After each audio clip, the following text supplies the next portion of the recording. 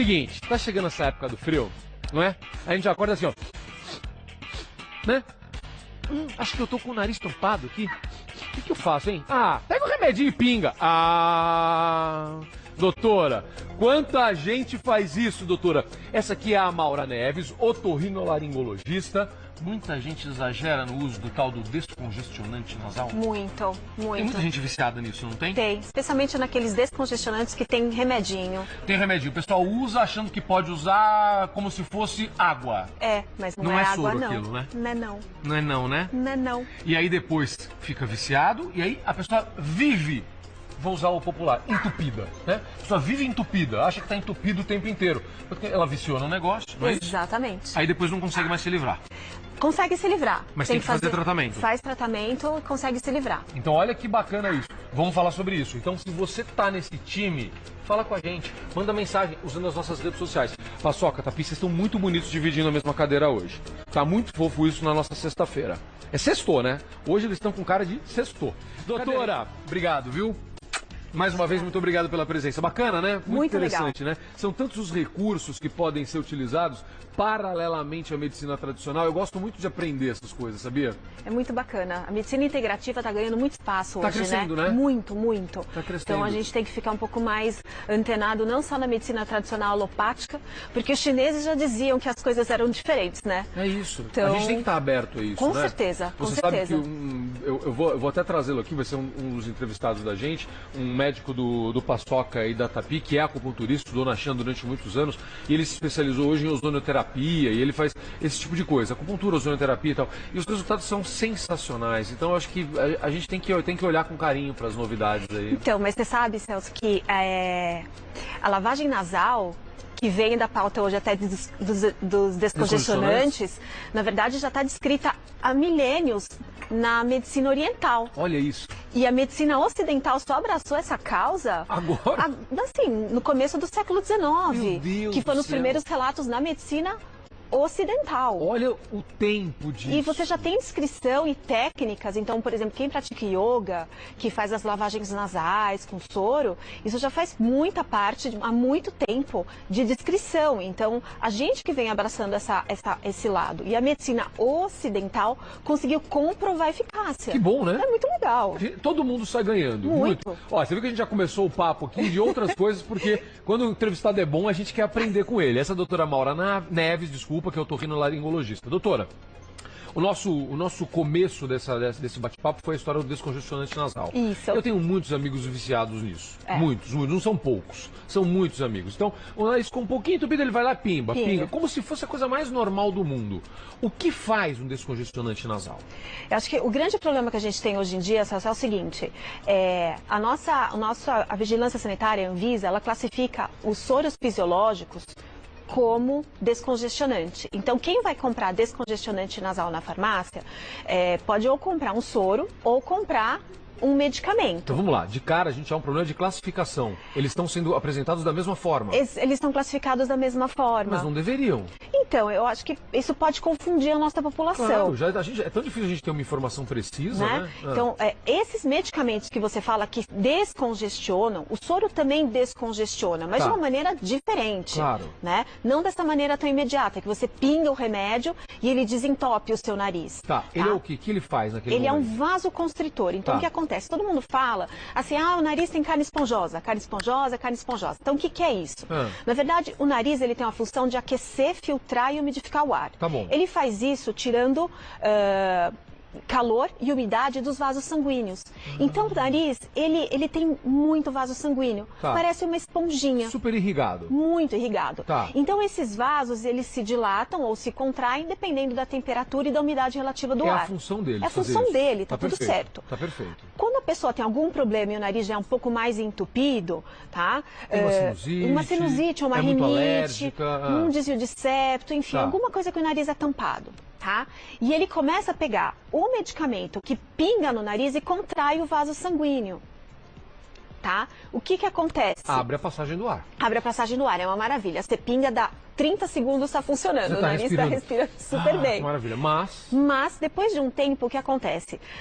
Aquela região fica sem fluxo sanguíneo. Claro. Então o Você organismo... fechou os vasos. Exatamente. Estimula a formação de mais vasos sanguíneos. Mentira. Então isso vai aumentando. Vai aumentando o vaso sanguíneo, que vai dar aquele efeito rebote. E é isso que causa dependência. Cada vez fica pior, porque você tem mais vasos sanguíneos que necessitam dessa contração depois. Exatamente. Gente do céu, pelo amor de Deus. Ficou fácil de entender? Muito, muito. Por isso que cria dependência, a pessoa cada vez mais usa, cada vez precisa de uma dose menor da medicação, maior da medicação no espaço de tempo menor.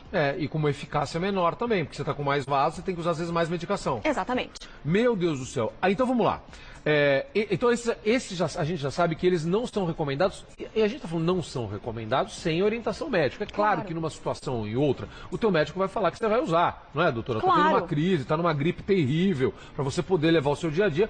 A gente está falando desse uso contínuo e por tua conta. Você vai lá e compra e anda com esse negócio no bolso. Isso. É isso que você deve evitar. Agora, que tipo de descongestionante a gente pode usar que não nos faz mal? Muito pelo contrário, que nos faz bem. Esses fazem muito bem, Então, Zucatelli. atenção, gente. Todos os soros fisiológicos que você pode comprar na farmácia ou pegar no posto de saúde. Todas as soluções salinas que não contêm remédio, você pode utilizar isso de maneira diária, tanto nas crianças, nos adultos, nos idosos. A gente já tem comprovação que isso é preventivo de doença respiratória. Então, isso não dá problema.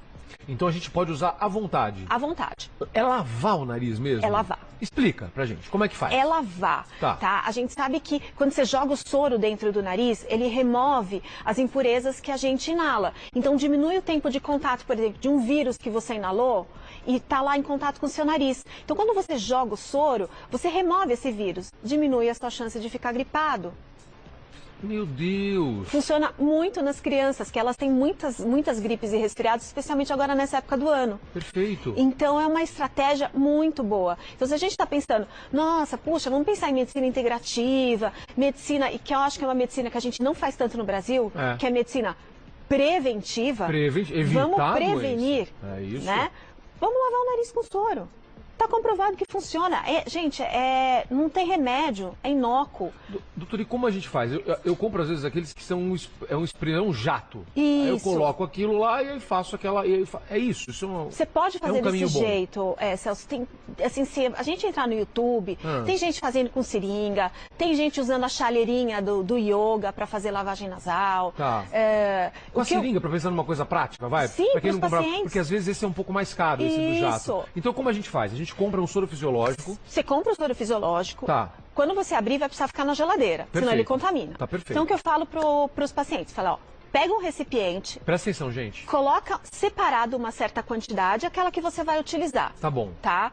Deixa ela ficar a temperatura ambiente ou põe uns 30 segundos no micro-ondas para quebrar o gelo. Tá bom. Não vai tirar da geladeira e colocar no nariz, vai doer. Tá bom. Não vai dar certo. Não faça isso. Então não é, ele guarda o soro fisiológico, depois de aberto você vai guardar na geladeira, mas você não vai usar direto da geladeira. Deixa ele um pouquinho fora ou dá uma pequena aquecida, não é para ele ficar quente, é só para ele ficar na temperatura ambiente. Isso. E aí, desse recipiente que você separou o soro, você utiliza a seringa para aspirar.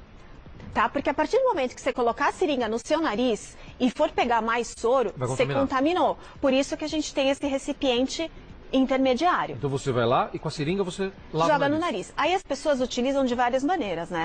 Tá. Quem não tem muita prática pode simplesmente colocar a seringa no fundo do nariz e irrigar. Tá. O soro vai cair lá no fundo, você pode engolir ou cuspir o soro. Tá? Algumas pessoas têm mais prática, conseguem controlar a respiração. E elas conseguem jogar o soro de um lado no nariz, vai caindo do outro lado, tá? E faz a lavagem de um lado para o outro. Nossa!